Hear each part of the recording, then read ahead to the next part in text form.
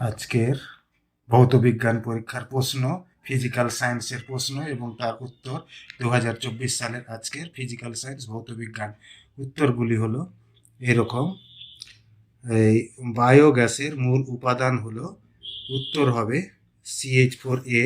তারপরে বাস্তব গ্যাস একটি আদর্শ গ্যাসের ন্যায় আচরণ করে, এর উত্তর হবে সি, নিম্নচাপে এবং উচ্চ তাপমাত্রায়। নিম্নচাপে এবং উচ্চ তাপমাত্রা। তারপরের পেজের কোশ্চেন অ্যান্সার হলো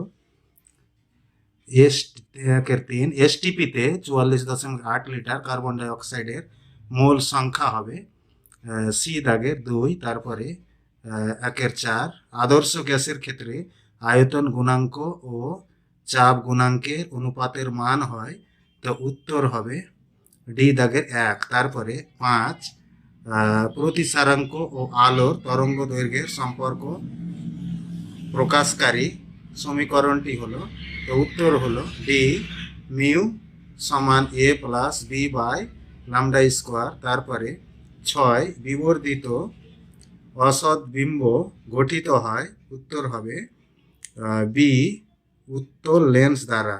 তারপরে একটি তারের মধ্য দিয়ে তড়িৎ প্রবাহ হচ্ছে এই অবস্থায় তারটি টেনে এর দৈর্ঘ্য বৃদ্ধি করলে তারের মধ্য দিয়ে তড়িৎ প্রবাহ মাত্রা কি হবে, বি, হ্রাস পাবে। তারপরে 1-8 প্রশ্ন, 5 অ্যাম্পিয়ার তড়িৎ প্রবাহ মাত্রা কোনো পরিবাহীর মধ্য দিয়ে 30 সেকেন্ড সময়ে প্রবাহিত হলে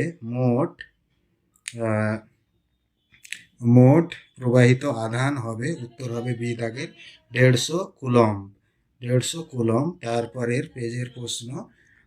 তারপরের পেজের প্রশ্নতে চলে যাব এবং উত্তরে 1-9 86 222 84 বি 210 বিক্রিয়াটি নিঃসৃত আলফা ও বিটা কণার সংখ্যা হবে যথাক্রমে কি হবে, তো বি দাগের হবে 3 আলফা 4 বিটা। তারপরে 10 মৌলগুলিকে তড়িৎ ধনাত্মকতার ঊর্ধ্বক্রম অনুসারে সাজালে কোনটি সঠিক হবে তা নির্ণয় করো, তো এটি বি দাগের, তো বি দাগেরও ভুল আছে, FONC হবে। তারপরে 11 সোডিয়াম ক্লোরাইড যৌগ, সোডিয়াম ও ক্লোরিন পরমাণুর ইলেকট্রন বিন্যাস হলো ডি, Na সোডিয়াম 2 8 ক্লোরিন 2 8 8। তারপরে 12 তড়িৎ বিশ্লেষণের মধ্যে দিয়ে তড়িৎ পরিবহন সংক্রান্ত নিচের কোন বক্তব্য সঠিক নয় তা তা স্থির করো, তো সি দাগের হবে উষ্ণতা বৃদ্ধিতে সাধারণত রোদ বাড়ে, উষ্ণতা বৃদ্ধিতে সাধারণত রোদ বাড়ে। তারপরের প্রশ্ন 13 দাগের, যে গ্যাসটি ন্যাশনাল বিকারক ব্যবহার করে শনাক্ত করা যায় তা হলো ডি, অ্যামোনিয়া NH3। তারপরে 14 তাপীয় বিজারণ পদ্ধতিতে নিষ্কাশিত ধাতুটি হলো এ, আর্জেন্টাম মানে সিলভার। কোন রাসায়নিক বিক্রিয়াটিতে ক্লোরোফর্ম উৎপন্ন হয় তা শনাক্ত করো, তো সি হবে CH2Cl2 প্লাস Cl2, এটি হবে। তারপরের পেজের প্রশ্ন মানে 4 নম্বর পেজের এই সমস্ত প্রশ্নগুলো, এই যে প্রশ্নগুলো রয়েছে। ক্লোরিন পরমাণু Cl ওজন অণুর বিনষ্ট ঘটায় একটি বিক্রিয়ার সাহায্যে দেখা বায়ুমণ্ডলের সর্বনিম্ন তাপমাত্রা লক্ষ্য করা যায়, ট্রপোস্ফিয়ার স্ট্র্যাটোস্ফিয়ার হবে। আন্তর্জাতিক স্পেস স্টেশনের কক্ষপথ বায়ুমণ্ডলের কোন স্তরে অবস্থিত, P1 V লেখচিত্রের প্রকৃতি কিরূপ, পরম উষ্ণতার সঙ্গে গ্যাসের ঘনত্বের সম্পর্কটি লেখো।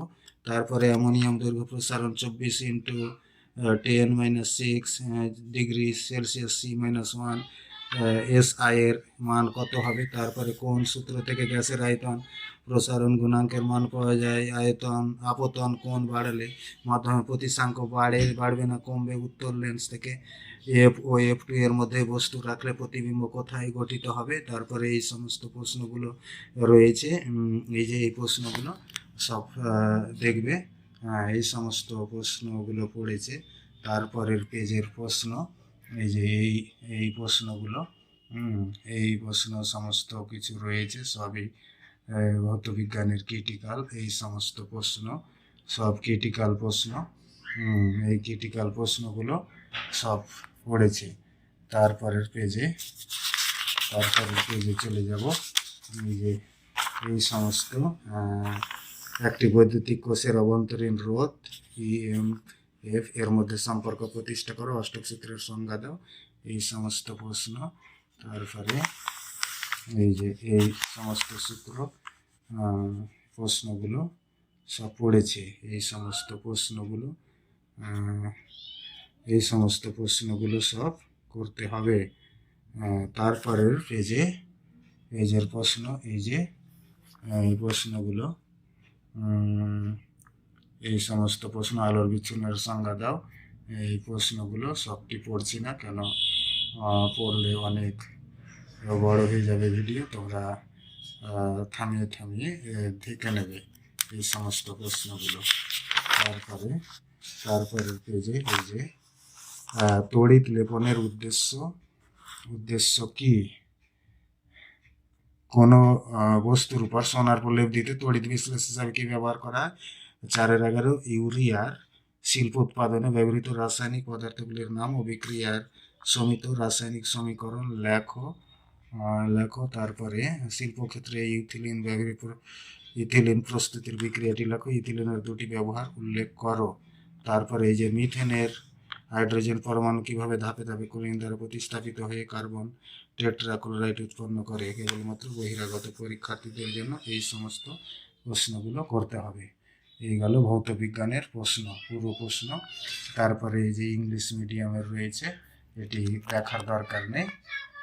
ধন্যবাদ।